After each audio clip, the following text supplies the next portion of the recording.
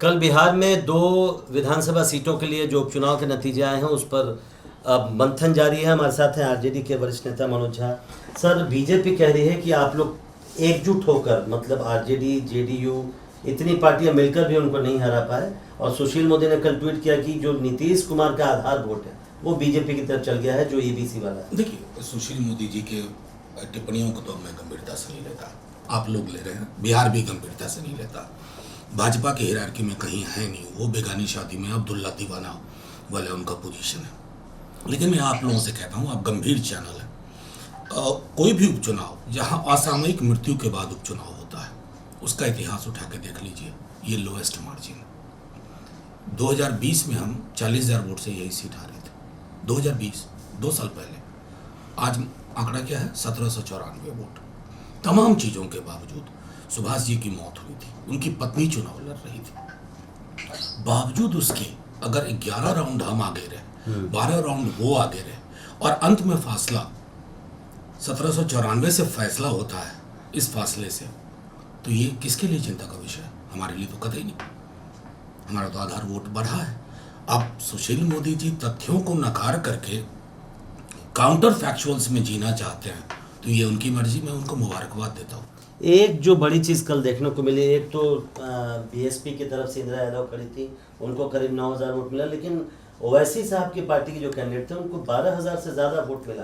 क्या ये आपके लिए, क्योंकि पिछले चुनाव में भी, 2020 चुनाव में भी उन्होंने कुछ सीटों पर आप लोगों को परेशान किया था, आपकी उनकी वजह से आप लोगों की हार हुई थी। देखिए, तो क्या ये चिंता की बात है? नहीं, ये तो चिंता लोकतंत्र में उन दलों को ज़्यादा करनी चाहिए जो टेलीविज़न के स्टूडियो में बैठ के बैरिस्टर साहब भाजपा के खिलाफ बोलते हैं, बहुत प्रोवोकेटिव लैंग्वेज बोलते हैं, लेकिन चुनाव में जाके मदद कराते हैं। तो उनको अपने राजनीति की परिणति किस रूप में दिखते हैं, मैं उनके विवेक पे छोड़ता हूँ जी।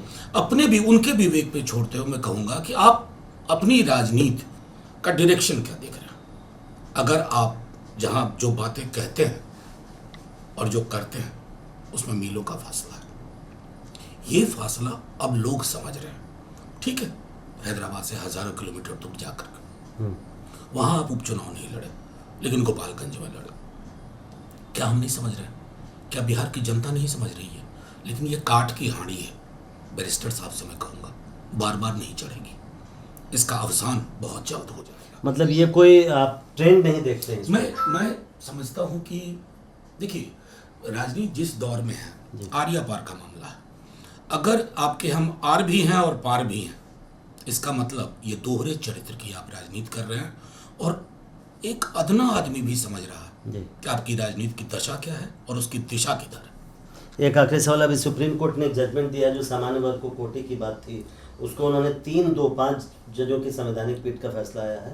3 जज ने इसके पक्ष में फैसला दिया, 2 ने इसके खिलाफ में दिया है। कैसे देखते हैं आप इसको? देखिए, जिस भी फैसले में मेजॉरिटी, मतलब यूनानिमिटी ना हो, उस फैसले का अध्ययन आवश्यक है।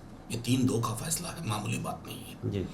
और मैं समझता हूँ कि हमने सदन में अपने दल की ओर से मैं बोला था, मुझे स्मरण है, हमने क्या बातें कही थी। साक्ष्य सामने लाइए, वैज्ञानिक अध्ययन करवाइए। मंडल कमीशन जब आया ना, तो एक वैज्ञानिक अध्ययन हुआ। इस वैज्ञानिक अध्ययन से क्या होता है, अफर्मेटिव एक्शन की धारा विस्तृत होती है, डिपेंडिंग उसकी होती है, वो जमीन में जाती है।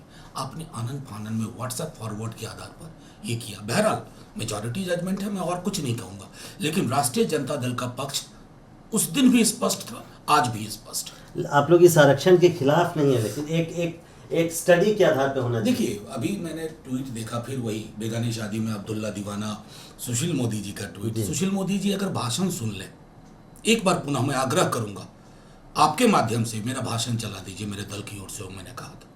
उस भाषण को पढ़ने के बाद और सुप्रीम कोर्ट में जिन लाइंस पे डिस्कशन हुआ, आपको उसमें सिमिलैरिटी दिख जाएगी। 2 दल थे हम लोग जिन्होंने बहुत विस्तार से ये बातें रखी थी, द्रविड़ मुनेत्र कड़गम और राष्ट्रीय जनता दल। और जब संवैधानिक पहलुओं पर चर्चा होती है ना, तो मैं समझता हूँ इस तरह की ओछी टिप्पणियों की नज़र से जो सुशील मोदी जी ने की है ना, इतिहास तो कम से कम खारिज कर ही देगा। बहुत बहुत शुक्रिया। तो कैमरामैन सुजीत शामल के साथ प्रशांत, एबीपी न्यूज़, दिल्ली।